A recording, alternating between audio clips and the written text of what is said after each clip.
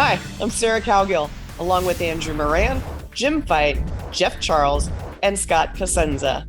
And this is the Conservative 5, Liberty Nation's online TV news program.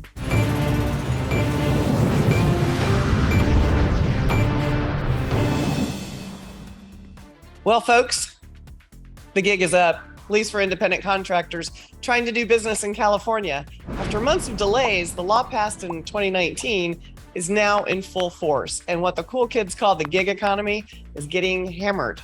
It's called AB5 and requires most companies to reclassify freelancers and contingent workers as full-time employees. And the goal is the Golden State vying for most bloated employment law status, or what? Andrew and Scott have been on top of this legislation since proposed, passed, and put into law in 2020. Andrew, you're up first. Yeah, this is one of those laws that are championed by special interests and then hated by the common people. If you look at the statements, there's such a disconnect between the unions and the truckers and the several associations representing these truckers. I'll allow my distinguished colleague, law and order colleague, Scott Cosenza, to dive into the legal aspects of the situation. But from a pure economic standpoint, it's a powder keg waiting to go off.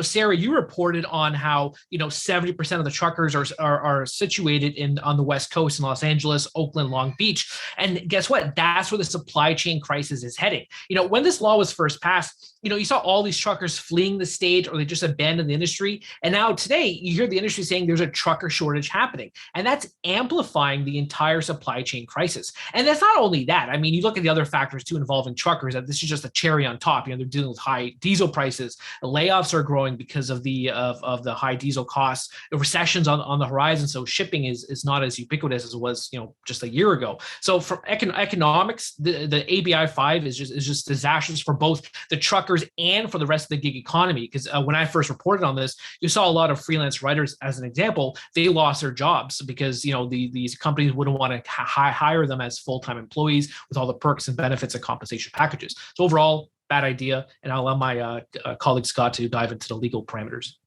Scott, you're up. What's going on? Oh, it's just a total corruption story. That's what it is. It's nothing more than that. And the victims of the corruption are now most peakly the truckers who are revolting.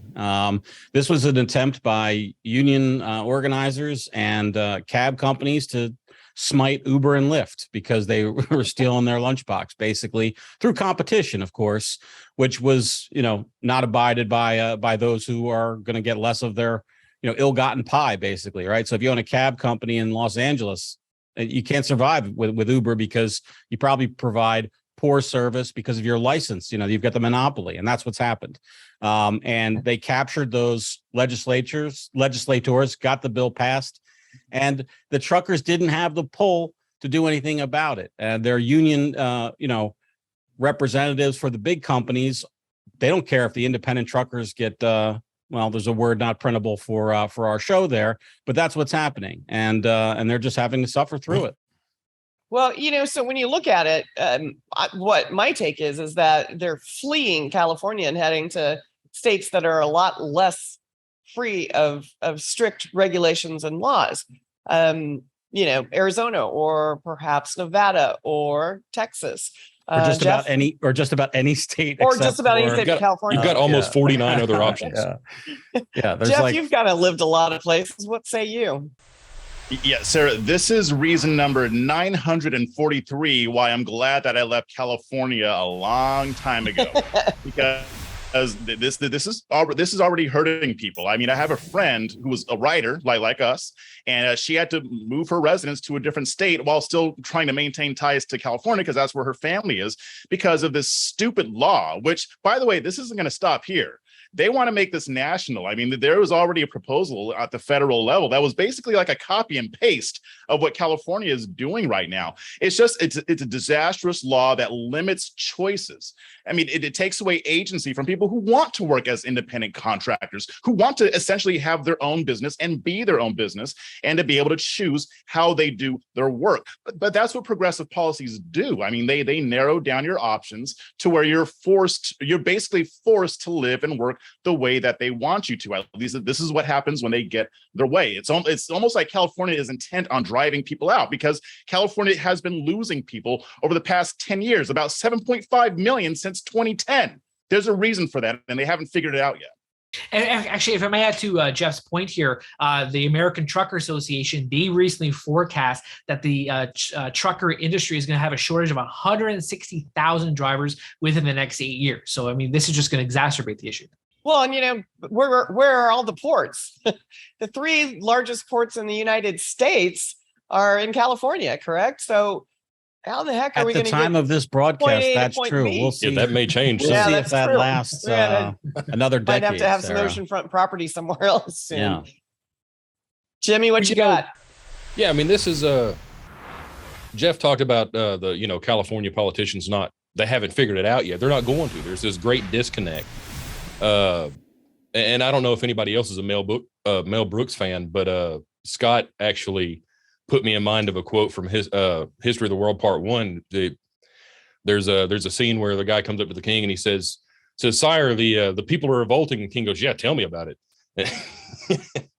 And when Scott said revolting, I was like, yeah, well, that's the disconnect. I mean, these statist politicians, they've never seen an activity they don't want to tax or a pie they don't want to stick their finger in. And I'll quote another Andrew that I know our Andrew is familiar with, Andrew Heaton. Just stop fiddling with it. But you know what's funny? When this law was first passed and there was so much pushback, one of the champions of the legislation, her name escapes me right now, and she was pretty much saying, well, we know what's best for workers. We want to protect workers from being exploited, and we want to, just ensure workers, are getting compensated, completely forgetting about a lot of these people enjoy this independent contractor status. A lot of these workers enjoy participating in the gig economy because it gives them, choice and flexibility. And, that was one of the reasons why those truckers left in 2019. That's one of their major gripes, is because they wanted the flexibility that trucking offers. So it's just this fatal conceit of all these Democratic politicians, particularly in California, possess, and it's frustrating for supposedly one of the world's largest economies, the Golden State. Well, There are some do-gooders and some genuine actors on that side, even if they're paternalistic, Andrew. But rest assured, the real money and push behind this effort is simply to capture the marketplace. It's not about the good of anybody except the pocketbooks of the people that are trying to steal money out of Californians' wallets and stuff it in their own. Hey, See, one thing- that said, one thing who better qualified to say they know best about how to stop people from being taken advantage of by the government than the government itself, right? Yeah, these elites always have to save us from ourselves, don't they? That's how the progressive mind thinks. But I would actually wonder, we're already dealing with supply chain issues. How is this going to affect it? I mean, I'm sure Andrew can answer that question.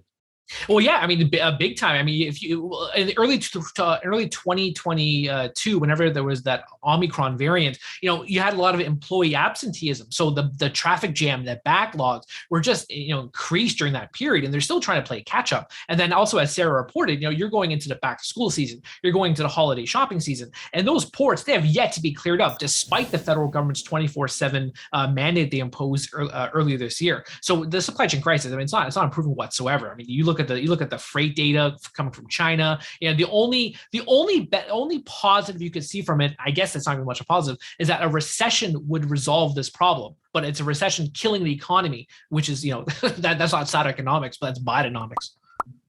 Well, folks, as the saying goes, you can put lipstick on a piggy, but you know the rest.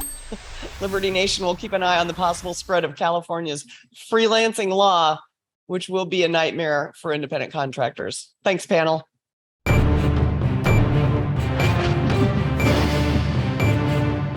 That's it for our Conservative 5 panel today.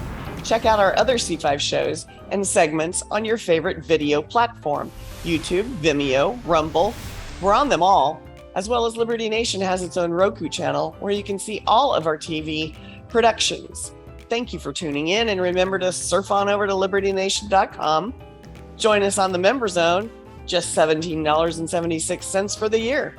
Special thanks to our fantastic editor and post coordinator, Frank Diorio.